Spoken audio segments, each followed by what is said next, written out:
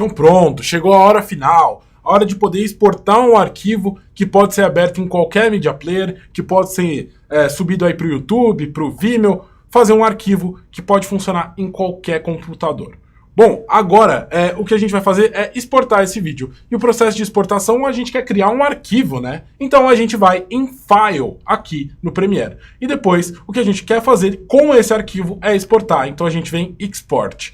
E você quer exportar o quê? Você quer exportar um Final Cut XML? Você quer exportar um AAFF? Ou você quer exportar um OMF? Ou um EDL? Não, o que você quer exportar é uma mídia, é um vídeo. Então, a gente vem em Export Media.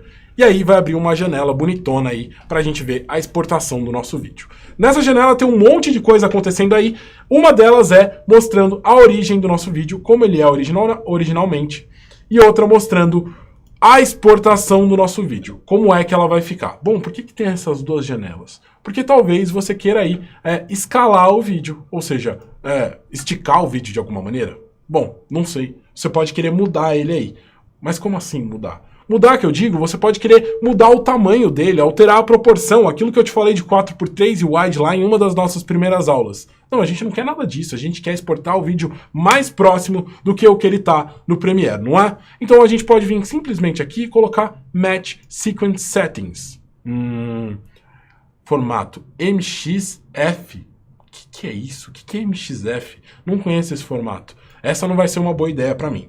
Eu quero exportar um tipo de arquivo que seja aberto em Windows e em Mac, ou seja, QuickTime aqui para mim já não vai funcionar. Então, bora tirar esse QuickTime daqui. O que que em Windows e Mac?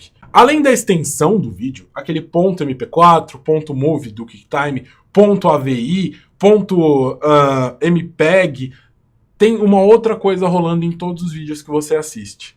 Eles têm um codec. O que é um codec? Codec é um cara que ele codifica o sinal de vídeo para transformar ele em algo menorzinho. Por quê? Vídeo nada mais é do que uma sequência de fotos. São 29 fotos passadas por segundo aqui no caso do nosso vídeo. 29 fotos por segundo. Em uma proporção de 1920 por 1080. É muita coisa. Cada foto dessas vai ter 1 mega, 2 mega. E quando chegar no final do nosso vídeo, por menor que ele seja, vai ser enorme, vai ser gigantesco. Então, para resolver esse problema aí, as empresas que trabalham com vídeo, as empresas inventaram um algoritmo, um cara que codifica esse vídeo e aí transforma ele em algo menorzinho, comprime ele e na hora de assistir ele descomprime e transforma em imagem de novo. Ou seja, um codec é um codificador e descodificador. Codec. Por isso que chama codec. Bom, e isso tá em todos os vídeos que você assiste. No MP4 que dá dentro do seu computador, no vídeo do YouTube que você dá play, no vídeo dentro do Facebook, no vídeo dentro do Vimeo, todos eles têm um codec. E na hora de exportar, é legal que a gente escolha um codec que é compatível com esses serviços aí. Então, por exemplo, se eu quero fazer um vídeo com altíssima qualidade para passar em um computador super forte, qual é o codec que eu uso? Bom, talvez seja legal usar um codec que tem pouca perda, porque eu quero ver num tamanho gigantesco. E eu tenho um computador que consegue rodar todas essas imagens aí, 29 imagens por segundo. Agora, quando eu vou subir para o YouTube, se eu fizer esse codec aí, se eu fizer com um codec que faz pouca compressão, quando eu jogar no YouTube eu vou levar 5 dias para subir. Primeiro porque se eu subir para o YouTube ele vai ter um tamanho gigantesco, então vai ser muito demorado para minha internet. E aí depois ele vai chegar no YouTube, o YouTube vai recodificar e talvez tenha perda da mesma maneira. Então o ideal é a gente fazer as coisas dependendo da maneira de como você precisa. Por exemplo, o que eu quero fazer aqui é salvar de uma maneira que eu consiga abrir no meu Mac, você consiga abrir no seu Windows, meu amigo consiga abrir no Linux dele sem problema nenhum. E que abra em celular, e que abra em todos os lugares. Um codec bom para isso é o H264. Porque além de permitir que ele abra em vários computadores, ele ainda tem um tamanho pequenininho. Bom, mas e aí? É só isso que eu tenho que definir. Eu tenho que definir que ele é H264 e já era. É só isso que eu defino no meu arquivo, o resto que se vire. Bom, não é bem assim. Eu defini o meu H264, que é o meu codificador e decodificador, mas eu tenho que definir aí qual que é o tamanho, qual que é a quantidade de informação que eu quero que passe. Se eu não quero que passe o 1 mega de cada frame, eu tenho que definir para ele quantos megas eu quero que passe. Então eu posso chegar aqui nas minhas configurações de vídeo e definir para ele lá embaixo, ó, a quantidade de megas que eu quero que ele passe. Essa quantidade de megas passados por segundo se chama bitrate. E a gente consegue definir aqui, ó. Eu quero que ele passe 10 megabytes por segundo. E eu quero que no máximo ele chegue a 12 megabytes por segundo. Aí ele vai ter um tamanho contido. E ele me diz até mais ou menos qual que vai ser o tamanho do meu vídeo por aqui. Certo? E aí eu posso definir essa exportação para o meu caso aqui, que eu quero que abra em qualquer computador. Ele está dizendo aqui que esse é um preset, uma pré-definição que o Premiere me deu. Essa pré-definição é uma pré-definição que match source, que acompanha as configurações que tem na origem, ou seja, ele acompanha mais ou menos as configurações que a gente tinha no nosso arquivo original lá, quando eu joguei dentro da nossa sequência. Isso é bem útil para mim. Mas e se, por exemplo, eu quiser jogar em um iPhone? Eu tenho aqui uma configuração para Apple iPhone. E se eu quiser jogar, por exemplo, no YouTube, eu tenho uma configuração de preset aqui para o YouTube. E aí eu tenho as resoluções diferentes. Resolução de 1080p ou resolução de 720p, que são o HD ou Full HD. 720p é o HD e o 1080p é o Full HD. Bom, eu quero que passe em qualquer computador. Eu não quero que passe só no YouTube. Bom, quer dizer que se eu colocar o do YouTube, então ele não vai passar em nenhum outro lugar além do YouTube? Não, ele provavelmente vai passar em todos os computadores, além do YouTube, porque o codec que eu escolhi é o H264. Só que ele vai ser otimizado para eu fazer o download no meu YouTube. Parece ser uma boa ideia, hein? Porque se eu otimizar para fazer o upload no meu YouTube, você vê que dá até uma aumentada na qualidade aqui. Bacana isso. Dentro da minha tela aqui, eu tenho várias opções, inclusive a opção de vídeo e de áudio. E no áudio aqui ele me pergunta qual que é o codec que eu quero para áudio também. Bom, eu acho que o codec que está aqui parece ser bem bom e parece que vai resolver bem o meu problema. O que mais que eu tenho aqui? Eu tenho um multiplexer, que são os settings do tipo que eu quero que seja o meu arquivo. Multiplexer é o container do meu arquivo. Eu decidi qual que vai ser a extensão final, se vai ser .mp4 ou .3gpp. Eu quero que seja .mp4, conheço melhor e sei que roda na maior parte dos meus softwares aqui. Então, com tudo isso definido e com a preset do YouTube escolhida, eu posso escolher o lugar onde eu quero exportar. Eu quero exportar, quero exportar aqui na minha pastinha do além do código. Além do código. E agora é só dar um salvar e colocar um export. E olha só, ele começa a exportar. Mas será que é só isso? Não, peraí. Será que eu não tenho como usar todo aquele meu tempo de render que eu já fiz para exportar esse cara aí? Claro que tem. É só eu escolher aqui Use Previews. Ele vai usar as previews que eu já fiz lá, o render que eu já fiz, para exportar esse cara. E do lado você vê que tem a opção Use Maximum Render Quality. Quer dizer, ele vai usar a qualidade máxima de renderização. Vai usar mais recursos do seu computador não vai ser tão rápido enquanto você estiver utilizando isso, você não vai poder fazer muitas outras coisas pesadas ao mesmo tempo, mas ele vai exportar algo muito bom aí. Bom, o nosso vídeo tem 3 minutos e 24 segundos. Se eu quisesse que meu vídeo tivesse 3 minutos e 30 segundos exato, será que tem como eu fazer isso aí? Na última versão do Premiere, eles fizeram algo bem legal que ajuda a gente a definir qual que é a duração exata que eu quero pro meu vídeo. Mas que magia que ele faz para que isso aconteça? Ele pega as telas que tem movimentos parados ali, então, por exemplo, o começo do nosso preto aqui, o começo do nosso vídeo que é totalmente preto e o final do nosso vídeo que é totalmente preto, e ele dá uma esticadinha, uma mexidinha nessas telas paradas para fazer com que o nosso vídeo tenha um tamanho exato. Para isso é só eu vir aqui em Effects e escolher a opção Time Turner. E aí eu coloco o tamanho do vídeo que eu quero que ele tenha. 30%. 3 minutos e 30.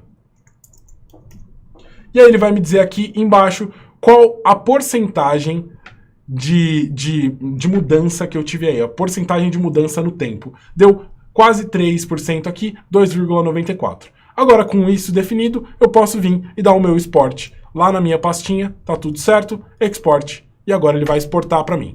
Com uma alta qualidade de render, ou seja, ele vai fazer um render que vai ser mais pesado para o meu computador, e ele vai usar os meus previews. Ele vai demorar um certo tempo aqui, e ele me diz uma estimativa. Essa estimativa é meio falha, ela costuma ser bem distante aí da realidade. Mas a gente pode esperar aí para o nosso render terminar de ser feito.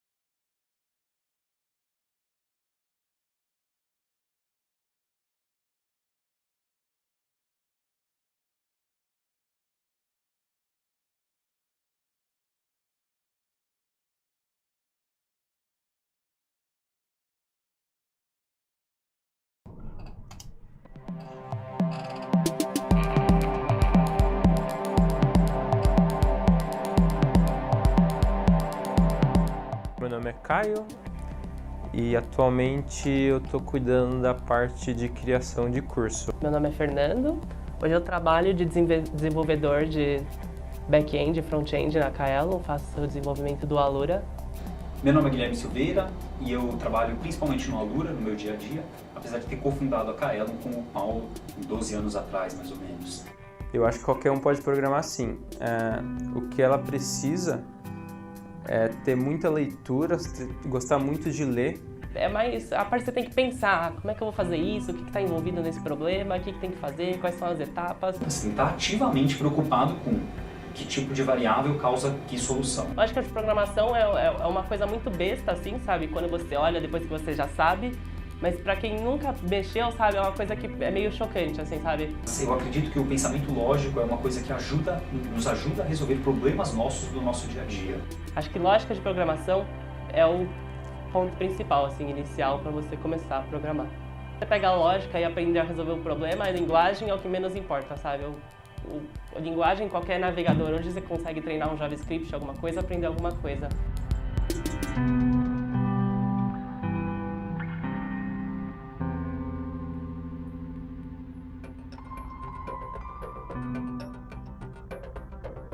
Mas eu acredito que essa lógica estrutural, né, que condição que eu coloco, da qual resultado, esse tipo de raciocínio lógico vai fazer parte cada vez mais do dia a dia das pessoas que têm um trabalho ferramental técnico. E que o raciocínio lógico existe em áreas que a gente nem para pra prestar quando a gente está no colégio, né? No colégio a gente pensa, lógica é só essa parte aí de exatas e tal. Mas não, mesmo na gastronomia, a pessoa que quer ter o cuidado, no momento que você quer ter o cuidado de sair uma receita sempre igualzinha, você vai ter que cuidar de certas variáveis que você não pensa que são variáveis. Mesmo os micro-ondas, né, ou os fornos, até mesmo os fornos, eles são programados, a gente que não percebe. Por quê? Porque eu quero que aquela minha receita, aquela minha sobremesa, por exemplo, saia exatamente igual todas as vezes. Queria mesmo é que cada vez mais as pessoas se distanciassem dessa história de tipo, eu tenho que ficar bom nessa linguagem, eu tenho que ficar bom naquilo. Eu acho que resolução de problemas é a parte fundamental, assim, de desenvolvimento, que deveria continuar sendo a parte que guia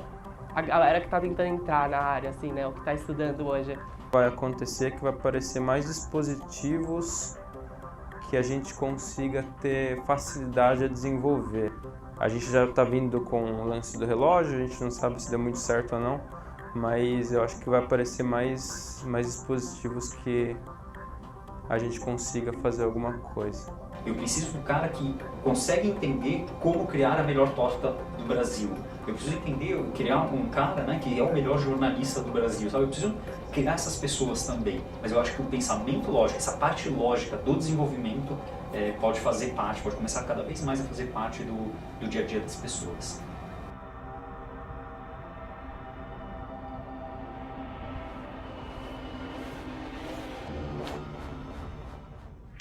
Bom, eu reparei dois super pequenos errinhos que aconteceram aí no nosso vídeo, mas que podem passar se você não assiste o vídeo final. Bom, o primeiro erro que eu percebi é o Fernando, em algum momento aqui, quando rola um fade para branco de um dos depoimentos do Fernando, aquela correçãozinha de cor que a gente fez fica por cima do branco, e aí ficou estranho, não ficou legal. O que a gente faz é corrigir isso rapidinho, assim, bem tranquilo de corrigir, para permitir que o vídeo fique 100%, que não tenha nenhum erro, que não tenha nenhum problema e que o nosso cliente tenha o resultado final mais bacana. O erro tá aqui, ó. No momento em que rola a transição, olha o azulzinho aqui sobrando, que é o azulzinho daquela correção da tomada. Para resolver isso aí é super simples. A gente joga, ao invés de jogar o fade para branco na camada de baixo, a gente joga na camada de cima. Dá um Command X. Aqui, Command X. Seleciona a camada de cima, Command V, e aí olha só, na hora do fade vai ficar certinho. Você pega a lógica. Bom, não ficou tão certinho quanto eu gostaria que tivesse ficado, então o que eu vou fazer é tirar esse cara daqui, eu vou importar um branco ali pra dentro, e pra criar uma cor a gente já sabe como é, vem Color Mate aqui, vou lá e coloco um OK, escolho a cor branca, dou outro OK aqui, chamo de branco. Foi. Aí beleza, importa esse branco aqui pra cima. E o que eu vou fazer é colocar um crossfade nesse branco aqui. Mas será que eu preciso colocar um crossfade aí só para resolver esse pequeno probleminha? O que eu posso fazer, então, é vir aqui, selecionar esse branco e tirar a opacidade dele e colocar a opacidade até esse momento, depois tirar a opacidade de novo. Para fazer isso, eu venho aqui em Motion, venho em opacidade e com a opacidade selecionada, eu coloco um ponto-chave por aqui.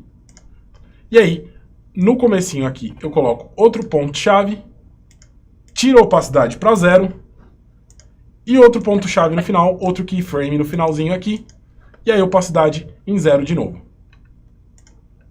Vamos dar uma olhada como ficou isso aí? Você pega a lógica. Ótimo, cobriu aí todo o nosso erro. A gente fez uma transição na mão aí, a gente fez uma transição na marra. Pronto, agora o que eu vou fazer lá no final é corrigir os meus créditos. Bom, eu reparei que os créditos cortaram, olha só. Eles cortaram aqui, no finalzinho, o primeiro título, que era o título dos entrevistados aqui. Bom, o que aconteceu é que no nosso title, os entrevistados ficaram jogados para fora. É só eu colocar eles aqui para dentro, que já está tudo corrigido, olha só. 2 errinhos simples, super comuns de acontecer, que a gente já resolveu aí. Agora é só fazer o render de novo e exportar.